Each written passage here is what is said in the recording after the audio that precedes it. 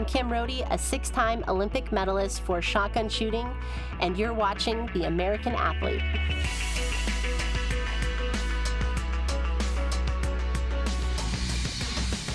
Perfectionism is something that we obviously strive for, but we're human. Nobody's perfect. And I think that's the challenge, is you take something from everything that you do and try to get better.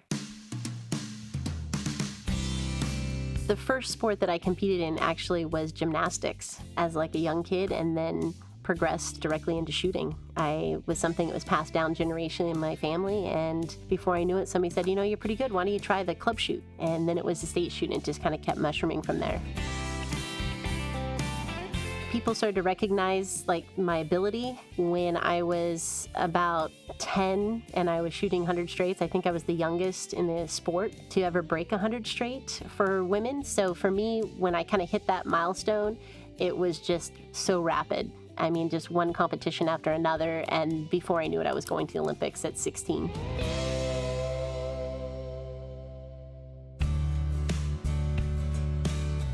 When you're 16, you really don't realize the pressure. I mean, it's just a game. You love it. You love the travel. You love the places, the people.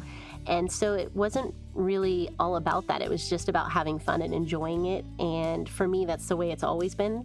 But as far as pressure, I mean, I think those things change in life as things evolve around you. And I think it's different from each Olympics. So to put a pinpoint to it, I really can't. In 1996, women could only compete in international doubles trap.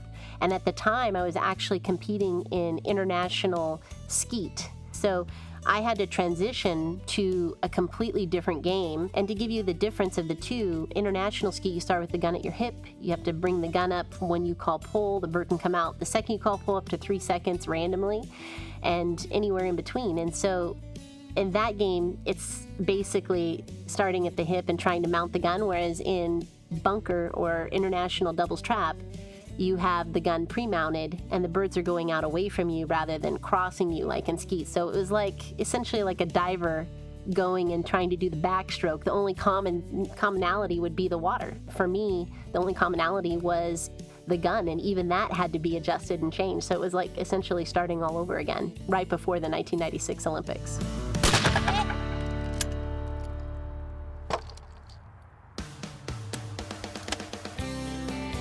Oh, the list goes on and on as far as the misconceptions go. I mean, I think one of the biggest ones when I first started was that a lot of people felt that it wasn't a sport. So I think, actually having these people say that and then saying, hey, well, if you think it's not a sport, why don't you come try it?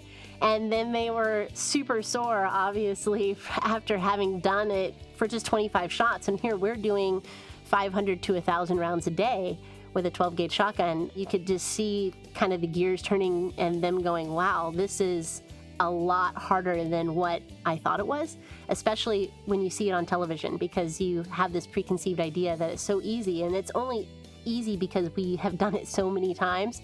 But the reality is, when you start putting all the pieces together, it's all the hidden things that you aren't really aware of that make it so challenging.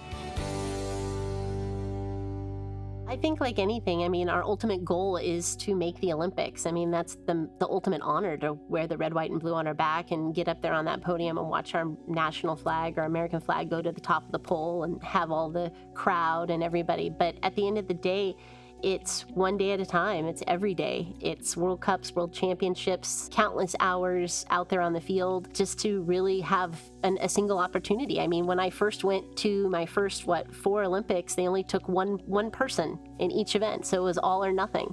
And then as time goes on, they've allowed 2. It's about having all the stars align and have everything come together for that singular moment. And it can be anyone's day. I mean, there's 10 or 15 of us that could easily win that medal. But ultimately, it's about the United States bringing home that medal. And hopefully, whether it's me or one of my teammates, are successful in achieving that. Reality is that you never think of yourself as being the best at anything you do. I kind of look at myself as being like everyone else, and I absolutely love what I do. I get to spend 90% of my day outside, enjoying, nature and just everything that has to offer.